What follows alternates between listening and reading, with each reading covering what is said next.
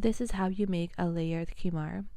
I have just about 6 or so yards of this pink chiffon fabric I got from Joann's, and I folded it in half lengthwise. This is very important. You need your fabric to be at least 50 to 60 inches wide, since when you fold it in half, the widest piece would be just about 25 inches wide. The best type of fabric to use for this is any kind of thin chiffon like fabric. It doesn't poof as much and it's much more flowy. So you place the pattern pieces on the fold, that way the middle doesn't have a seam, and you begin to cut those out. When I made my khimar, I did add a piece of elastic to it, and I'm here to tell you now that please don't do that. It's not the right move. Just hem the front piece together, and that's all you need.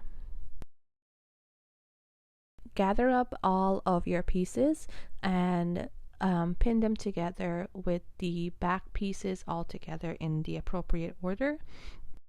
Now go ahead and stay stitch the top of all of your layers for each back and front set, and then go ahead and actually just hem the front pieces together. So I used a serger to clean up the edge as I usually do before I hem, and we're just gonna hem the bottom triangle piece of each and every layer.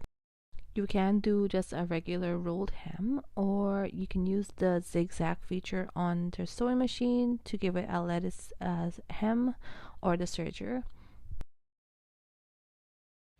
I simply fold over the corner and sewed it in place as neatly as I could, and where I serged the other edge, I simply just made it pointy. Honestly, I think the serger lettuce hem style looked the best, especially on this fabric where it was a pink fabric with the black edge.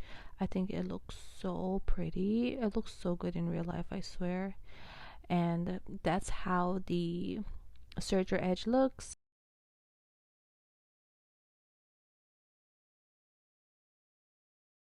So this is how you're gonna fold over to cut the headband piece out. You're just gonna fold over lengthwise. That gives your front tie the fold edge that you need. Then you're gonna fold that over again and start cutting that piece out.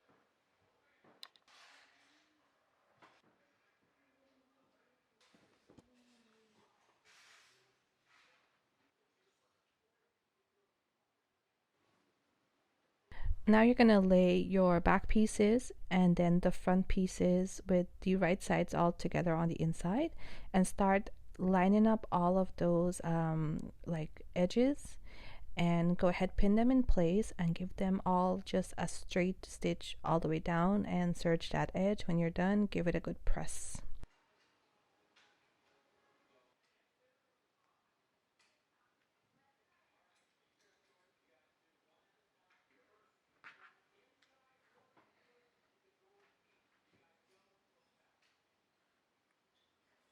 For the head tie piece, I simply sewed the tie ends right sides together, then I turned it inside out, and I went ahead and gave it a good press and folded in those edges.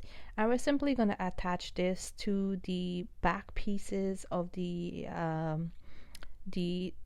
khimar, like the back layers. You're simply going to pin this in place and essentially sew it in place the way you would any kind of bias tape style finish.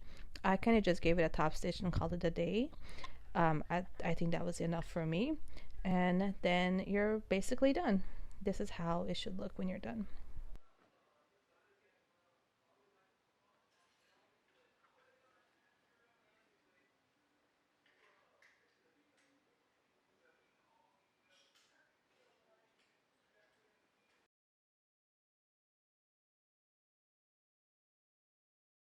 Please don't try a bed sheet at home. I did it for the sake of the tutorial, but it was so terrible. I couldn't hear. It was so puffy. It dragged me crazy. It was like a sensory nightmare, this fabric. I think the chiffon fabric, any kind of crepey style chiffon is the best fabric to make this khimar in. It doesn't it helps you to hear, okay? It's like too many layers. You need thin, airy, breezy fabric so that you can hear and it feels comfortable.